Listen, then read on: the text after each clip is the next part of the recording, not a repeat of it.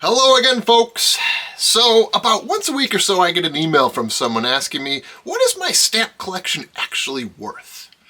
And I typically point folks to a video I did called What Stamp Dealers Don't Want You to Know. There's a link in the description below if you'd like to learn more. In it, I share everything I know about how to value your stamp collection, so if you decide to sell it, you can be informed as you go into the process. But just because you know how valuable your collection is, doesn't mean that's actually what it's worth. Clear as mud? I'll explain more.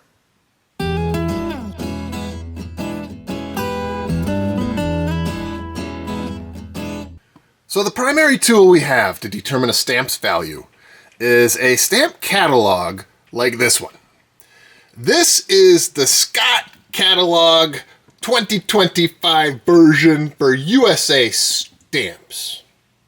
And throughout today's video, I'm going to share the Scott Catalogue value for some key stamps, and it'll give you a sense of their worth. It is important to note that in the beginning of the catalog is this little caveat. It says, please note, stamps are valued in the grade of very fine unless otherwise indicated. So, all of the dollar figures that you will see in a catalog like this are for very fine stamps, and how I think of that is, imagine a grading service. A professional grading service has graded your stamp as a 10 out of 10. The finest version there is. And of all of the stamps in the world, the number that grade out to a 10 is infinitesimally small. So, what we collectors have to do is use catalog values as a benchmark. That's where the subjectivity of figuring out what your stamps are actually worth comes into play. I am going to ask all of you to help me determine my stamp's worth.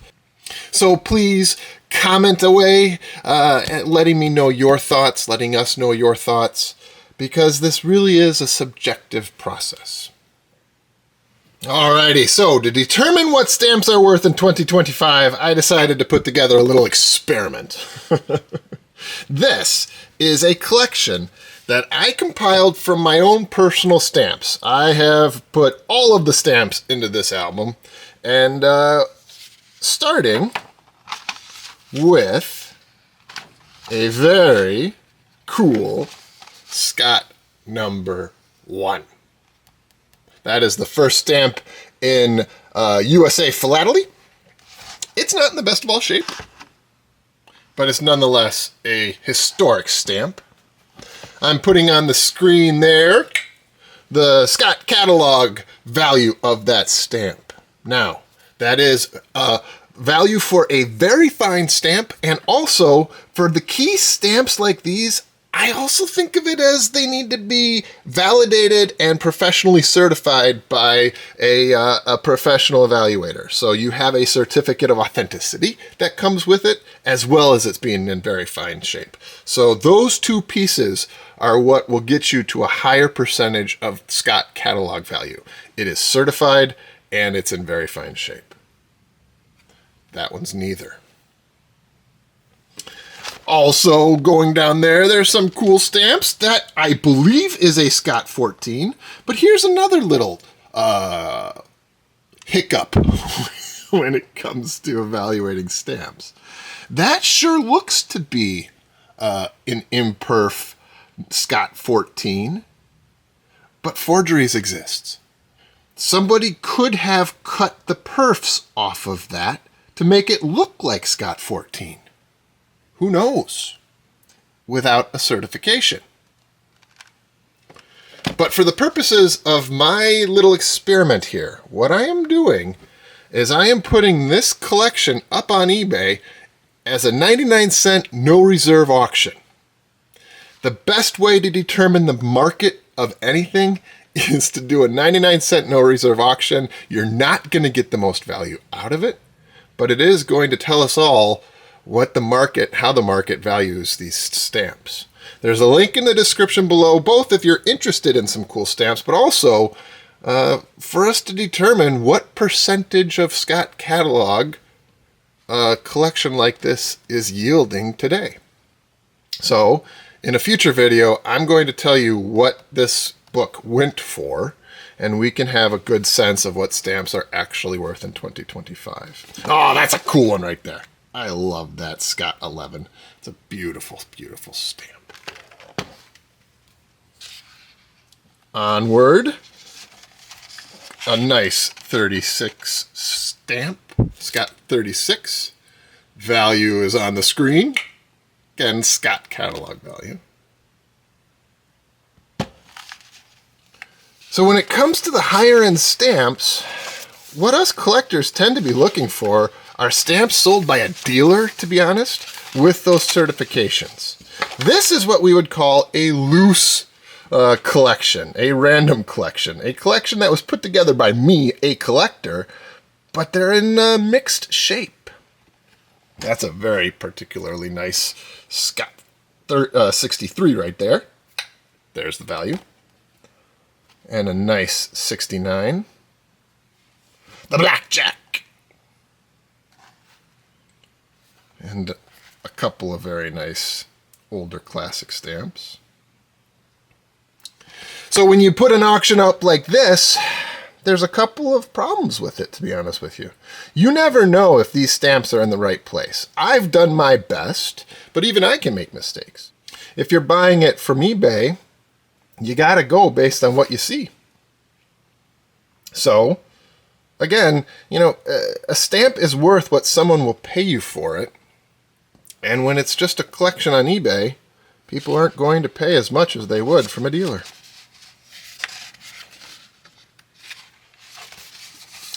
Some cool grills. I love that Blackjack grill, even though the edges are cut.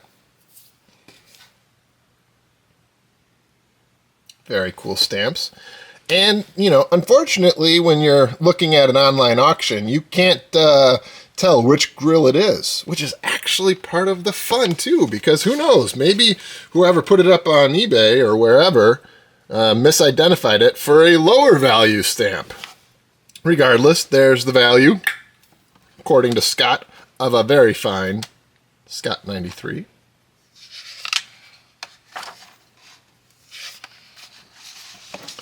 Oh, some nicer ones. I love this series. I'm still trying to track down the Lincoln. Actually, I think the 30-cent too. Oh, they're so cool. That is a very, very nice Scott 115 with Scott Catalogue of right there. Now, condition for a stamp collector is both the front and the back of the stamp. When we're buying collections on eBay, we know we typically won't see the back of a stamp, and so it's almost impossible to determine what its true condition is unless you can see if there's a rip or a tear or a repair on the back. And so we're buying an album in rough shape, I guess we could say it, and we just kind of have to subjectively determine what it's worth. So again, please, in the comment section below, as we're going through this, what is this worth? What do you think I'm going to get for it for a 99-cent no reserve auction?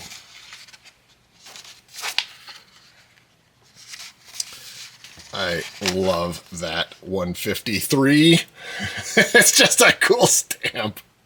And there is the Scott Catalogue value.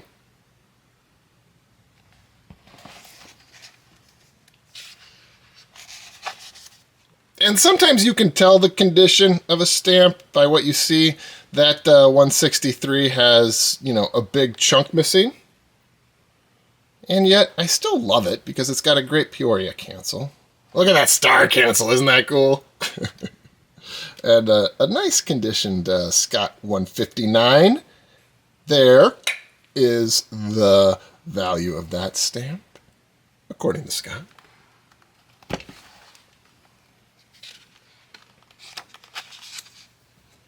that Boston cancel. That's cool.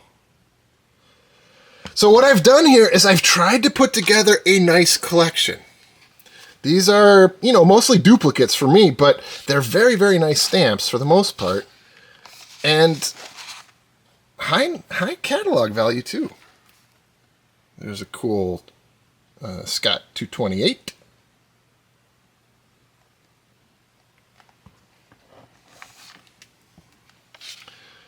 And on to the Colombians. Look at those. Those are cool.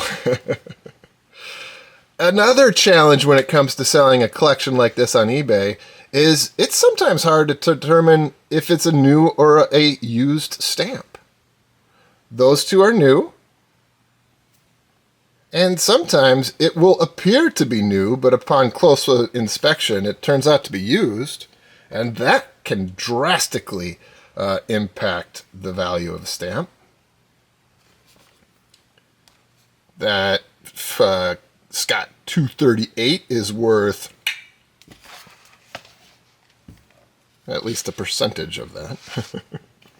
There's the engraved. I love that stamp. What is that, Scott 260?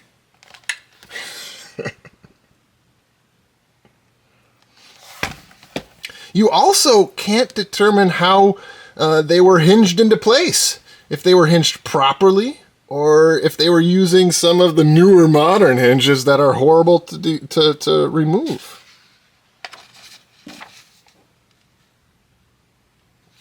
The reason I'm highlighting so many obstacles that you have to face when you're selling an album like this online, it's because that's why you get such a small fraction of Scott catalog value. It's because us collectors can be pretty savvy. We know what we're looking for. We know that unless there's mounts like this, who knows what the condition is? Who knows how well cared for these stamps were? I love that stamp. That 10-cent Trans-Mississippi. Scott catalog value. Oh, those are cool stamps too. I love the Scott 299.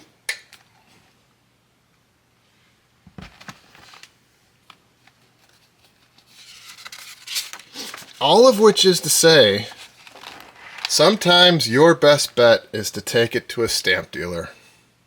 Have them evaluate, have them make a penny or two off of your collection, and then you don't have to face all of the challenges of trying to sell it yourself.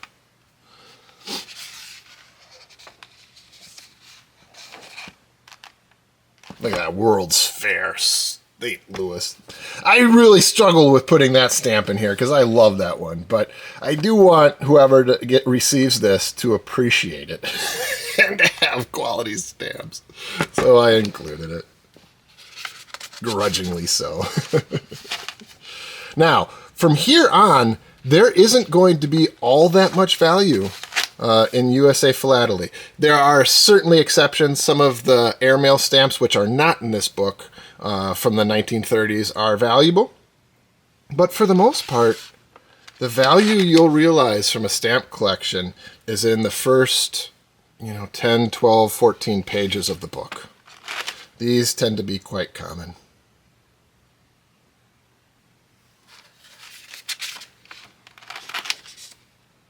Oh, look at that cool cancel.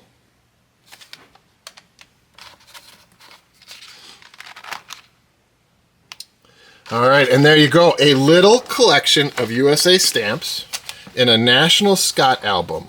The total Scott catalog value for this collection is... Now, with that in mind, how much are these stamps actually worth to you the collector? Let us know in the comment section below. Then we'll see how my 99-cent no reserve auction actually does, and I'll report back to you next week on the what I realized. And in doing so, I think we can get a good sense of not just value, but then also worth. And I wish those two things were the same, but they're not. in part because of the different challenges that I explained when it comes to selling an album like this, but also because sometimes it takes a very long time to realize the worth of any sort of collectible. You can, determine the value of your collection, put the collection up online for that amount, and just wait. It might take a while. It might take longer to sell, but you'll end up getting more in the end. It's just what you are seeking to achieve. There are some really cool stamps in here, and I hope this does well, because it should. These are cool stamps, including that Scott #1.